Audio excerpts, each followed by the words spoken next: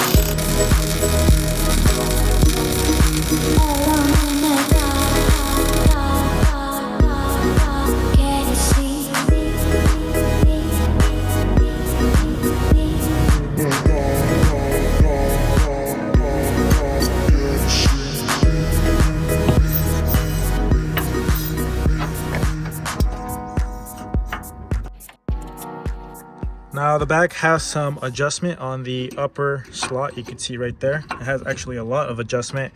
So what I'm doing right now is, obviously you can see I'm at full lock, and that's how close the caliper is when it's sitting all the way out here. But if I were to push it in like that, I would definitely get a little bit more space. So I'm gonna push the top in like that and gain some more space. Now the bottom, you can't really adjust that. So another thing that I did is I moved the lower bracket out about 1/4 inch where it wanted to sit.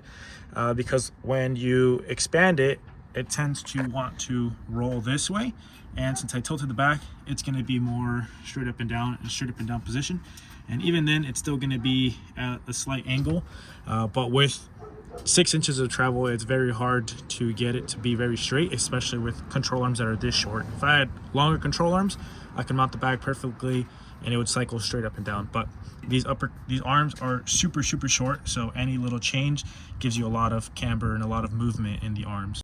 But these are just the little things you want to check. Make sure that you're not hitting out here. Make sure that you have clearance back here. You got a lot of clearance over there.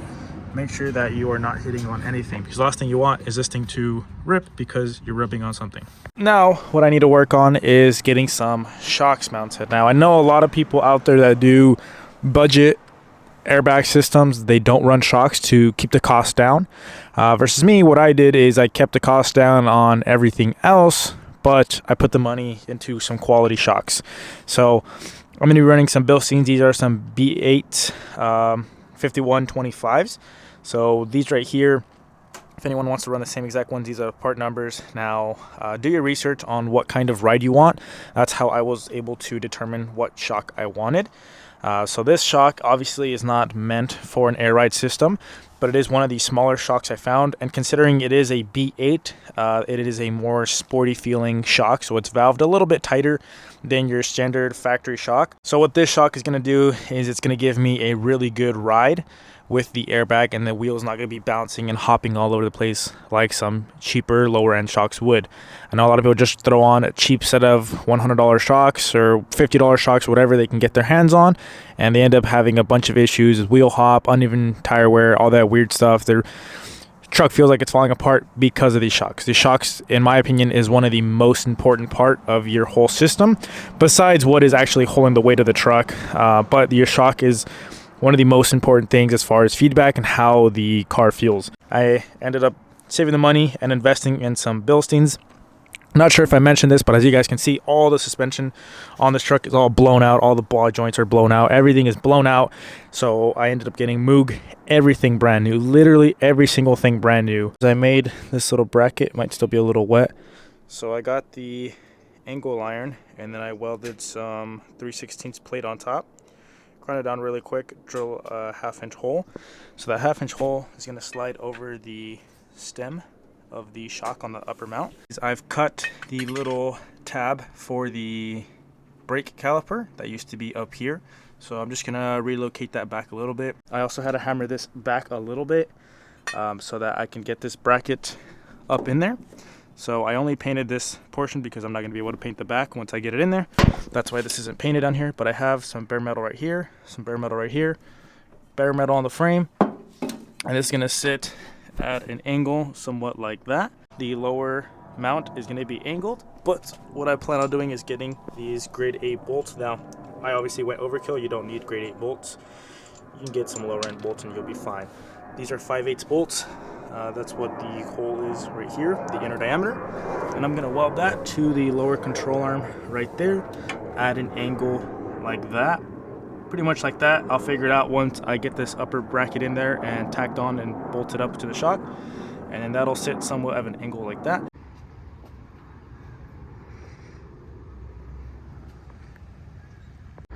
Alright, well, I got everything put back together, and you can see this is the truck fully laid out in the front.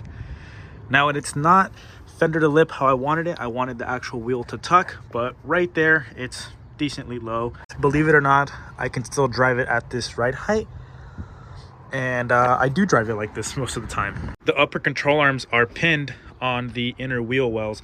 You could already see this one got dented.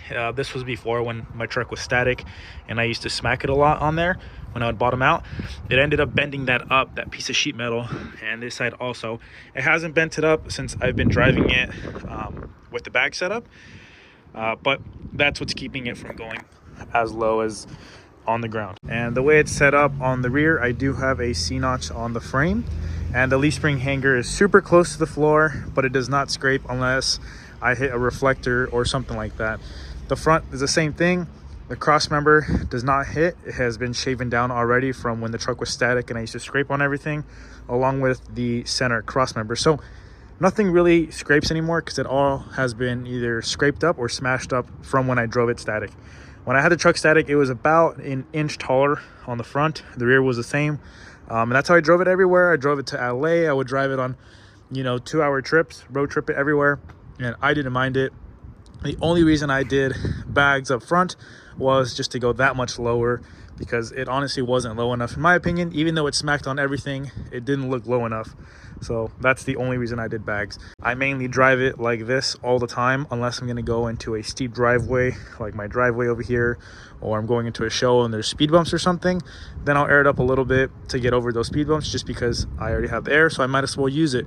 But typically, if you see me driving this thing, I'm driving it like this.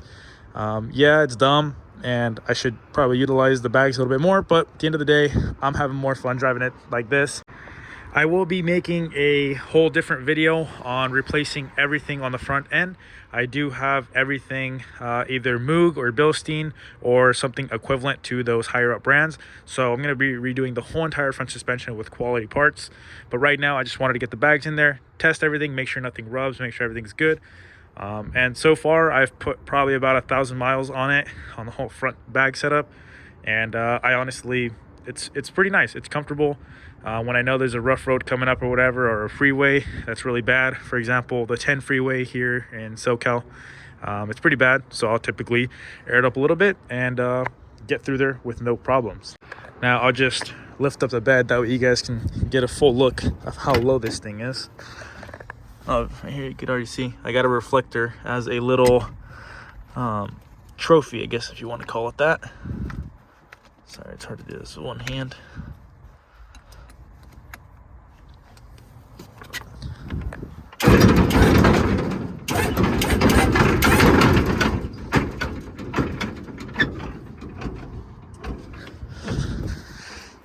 The reason my bed rocks so much is because I have a 4-stage, and that second stage flexes a lot since my last stage is really long, you could see.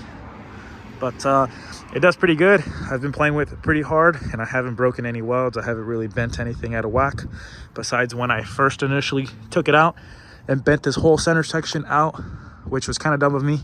I didn't have any reinforcements in there. Now I do. Everything's been good so far. But you could see, yeah, the truck is pretty low. So the hanger has shaven itself flush with the leaf spring mount. So in the near future, I'm probably going to have to relocate these somewhere up, which will also lower the truck, which will be perfect for what I want. I want to go lower. The only thing stopping me from going lower is these right here. And obviously my exhaust is a little bit chewed up. You can see it's probably seen some reflectors. But yeah.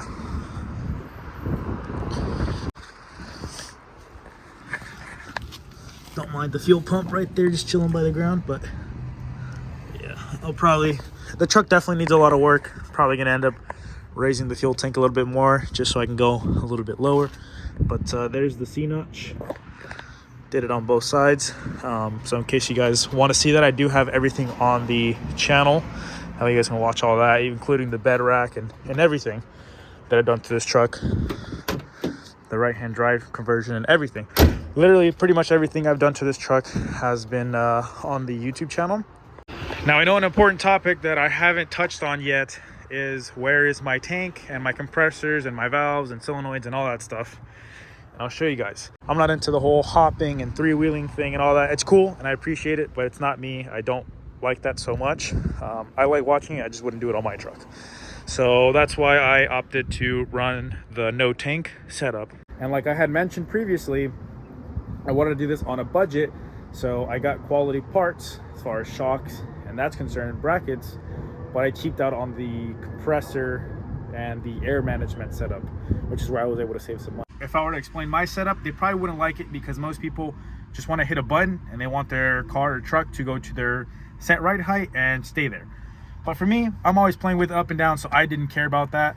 And what I'm running is a super old school stuff. Like this is old school stuff that was probably like technology from the 90s. And if you guys know the type of build I'm going for old school stuff. So that's also another reason why I wanted to keep it old school.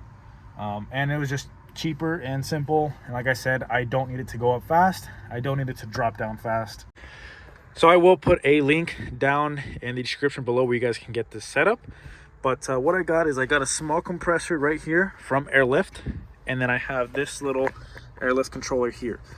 And then I have a manual switch right here. Oh, disco ball. Sorry, I got a mess in here right now. So that is my front bags and that is my rear air shocks. The air shocks on this truck, when I put about 100 PSI in there, it really only lifts about an inch, which is not much because it has all the weight of the bed and all the hydraulics and everything. The front, I typically drive around 20 PSI. It just gets up enough to where the steering isn't so heavy and I could still drive it and it's comfortable, but it's still super low. I pull this to the front bag setup. I'll put links for all this stuff. And then all I do is hold this and wait for it to air up. It takes a little bit because it is a small compressor and I'm not running a tank. But you can see, that's 20 PSI. Yeah, it's not super fast. You don't just push a button, you have to hold it. But I don't mind. So the way this is set up is this switch gets direct 12 volts from the battery. and then when you hit the switch, it directs those 12 volts to the compressor, kicks that on, and then it shoots air into your front bags, and that's what you're reading here. Now it goes teed into this little guy over here. I don't even know what this thing would be called, but when you switch this, now we're on the rear bag setup. The rear lifts a lot faster.